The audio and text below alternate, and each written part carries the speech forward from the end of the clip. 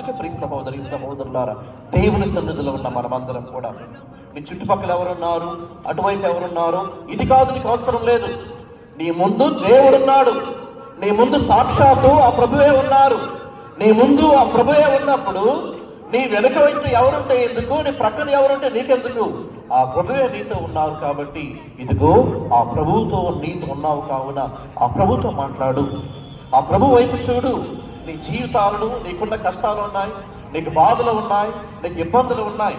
నీ కష్టాలు, నీ బాధలు, నీ ఇబ్బందులు నీ ప్రక్కల వారు చెప్పామనుకోండి, ఒకసారి చెప్పిన తర్వాత అయ్యో పాపం అంటారేమో, రెండోసారి చెప్తే ఏమంటారు తెలుసా?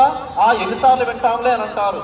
ఇంకా మూడోసారి, నాలుగోసారి చెప్పినప్పుడు వీరికి జరగాల్సిందిరే అని చెప్పి వెనక్కి వెళ్ళి నవ్వుకునే వారే తప్ప నీ కష్టాలను, నీ బాధలను ఎవడూ కూడా తోడుగా ఉండడు. ఏ ఒక్కరు కూడా నీకు వెంట రారు.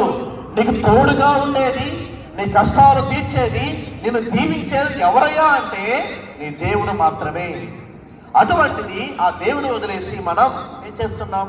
వాళ్ళ గురించి, వీళ్ళ గురించి, మనుషుల గురించి ఆలోచన చేస్తున్నామే కానీ దేవుడి మీద కొంచెం కూడా మనకు విశ్వాసము, భక్తి, శ్రద్ధ ఏమాత్రము కూడా లేదు.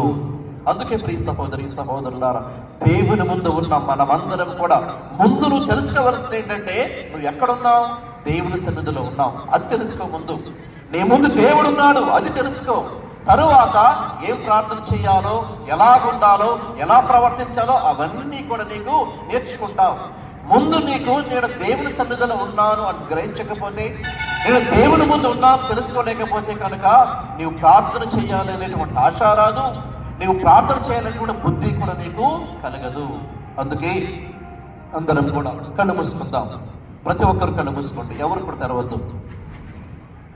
దేవుడి సమయంలో ప్రతి ఒక్కరిని కూడా దీవిస్తూ ఉండగా, ఆ ప్రభువు నిన్నంత ప్రతి ఒక్కరిని కూడా ఆశీర్వదిస్తూ ఉండగా, ఆ దేవుని అనుగ్రహాలు, దీవెనలు ప్రతి ఒక్కరి పైన దిగివస్తూ ఉండగా, ఇదిగో ప్రభువా, ఎంతకాలము కూడా నేను మనుషులను నమ్ముకున్నాను, ఎంతకాలము కూడా నేను నరుడు నమ్ముకున్నాను. అందుకే కీర్తనాకారుడు కూడా ఒక మాట అంటాడు, నరులను నమ్ముట కంటే దేవుని నమ్ముట మేలు అని కీర్తనకారుడు అంటూ ఉన్నాడు.